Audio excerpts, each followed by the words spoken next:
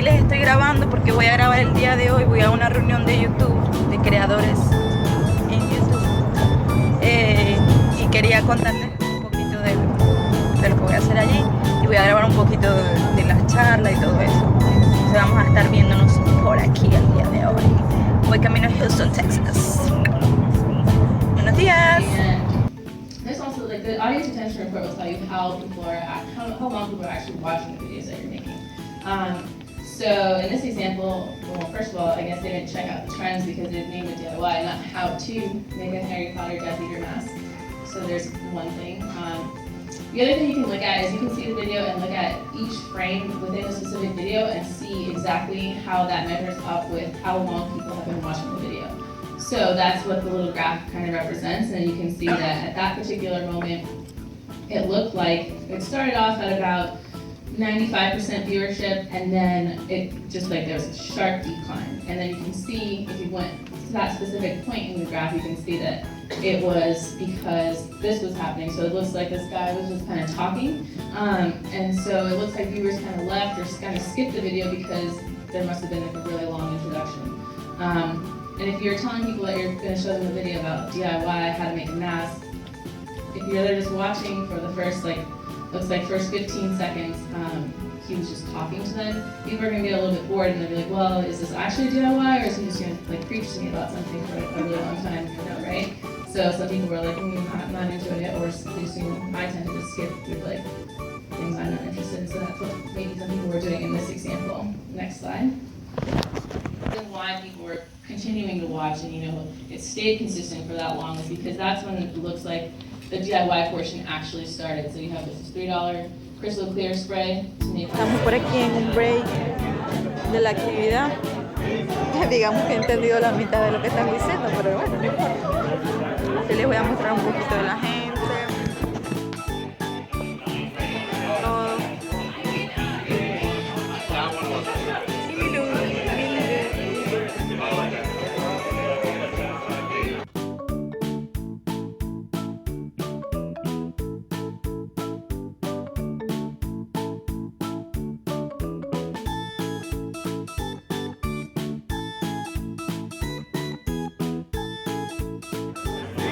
Casi que dos personas, algo así, y yo.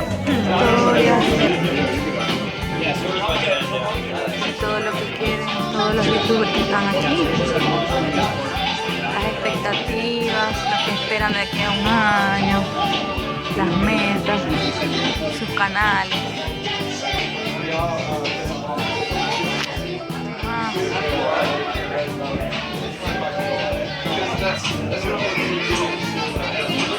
¿Por dónde está el niño? Porque llegué de última. ¿Qué más se hace? Por andar llegando tarde. Por andar llegando tarde.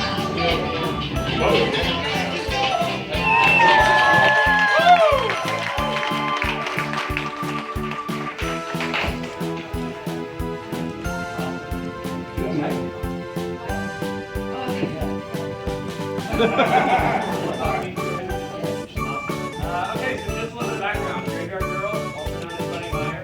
She's been on YouTube since 2010 and she has 5.7 million subscribers. So she knows what she's doing. Her fans, as you may have heard in the trailer, are known as the Swamp Family, and she's a Houston native. So she's one of your own. Totally independent. I think this is really interesting as well. No MCN, no manager, nothing. She does absolutely everything herself. Woo! She's done some amazing brand deals as well, so she has a ton of experience. We've worked with her on a number of things in the past, and we're really, really excited to have her here. So I'm going to start off with a couple questions. We are going to open it up for you guys. You've heard us talk a lot. We want to hear you guys talk a little bit too. So Bunny, if you wouldn't mind, will you just tell everybody how you got started on research? Actually, can I just, Can you hear me? Yes, you can. Or I can project. Which one's better? I feel like Mike is kind of like. Go mic free. I'm not a fan of the mic side. Yeah, I know. I hate it. Yeah, so I originally started based on a suggestion from a friend who worked at the Apple Store. I used to design clothing all throughout college, and I was still actually in college when I started my YouTube channel. So it was kind of like a good transition. I never kind of had that period where I was like, oh God, what am I going to do? So I was designing clothes. I was in a really bad car accident. My right hand, which is my dominant hand, got broken. I had a friend who knew that I was really into makeup and also into computers, and he actually showed me Candy Johnson's video and was like, "Oh, see this girl? You know, you love makeup. You would have a lot of fun with it. Why don't you give it a try?" And you know, I originally started it just kind of thinking that it would be a hobby, and I didn't really know how diligent. I don't know about you guys, but like sometimes I'm like, today I'm gonna start a journal. You know, and then it'll be like, there's like 3 entries, and then you're like, journal, you know? Yeah. So it's kind of like when I first started, I didn't know how I would feel about it, but it was just like such an amazing community, and it was kind of like right away I was like connecting with people, and you know, I kind of felt like I would be leaving behind people if I didn't stick with it, you know? So I guess it was just kind of like immediately I was like really immersed in kind of like the creative side, and yeah, that's awesome. I'm actually the very same way. You with journals, I tried a juice cleanse like 7 times every time I was doing juice. I'm like, why am I doing this? This is the most disgusting thing ever. Yeah, it's awful. I'll try. So for those of you who aren't familiar with it, can you just give a little bit of background? Like we just did a collab exercise where people gave their elevator pitch about their channel. I'm sure you've done this a billion times. But just give, for those of you who are not familiar with it, a little quick background on what you do. yeah, I feel like I'm kind of like a chameleon, or I always refer to my channel as like a grab bag. I'm technically under the how-to and style category, but I don't really ever let anything limit me. Like if I see a new like technology device, I'm like, oh, I want to try that. You know, I'm not like, oh, I'm a beauty channel, I won't do that. You know, I kind of feel like it's like if you have one thing that you're really passionate about, and like that encompasses all of your interests, then you know, by all means, I mean I feel like that's what the categories are there for. Even though I almost feel like those are almost like kind of obsolete. Yeah, They're kind of like everything's a mishmash. yeah.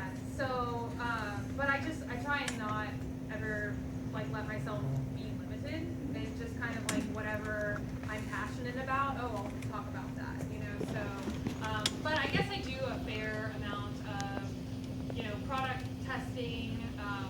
My most popular series is Does This Thing Really Work? Where I test out a lot of like gimmicky, as seen on TV products. Keeping blind. Yeah.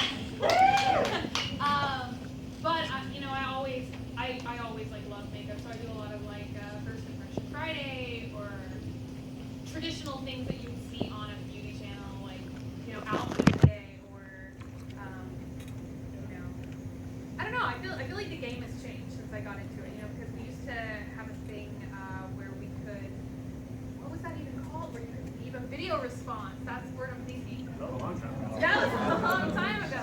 So I feel like some of these categories now, they're almost kind of like changing up, because it's like, oh, I'm going to tag 5 people. And now it's kind of like, you know, but every time the system changes, there's always like new, better things. So you just relearn the system, you know. So it's Yo no entiendo por qué está piqui, piqui, piqui, piqui, piqui. Demasiado piqui, piqui, piqui, piqui, piqui. Si yo la salgo por la izquierda, se va para la derecha. No sé lo que le pasa.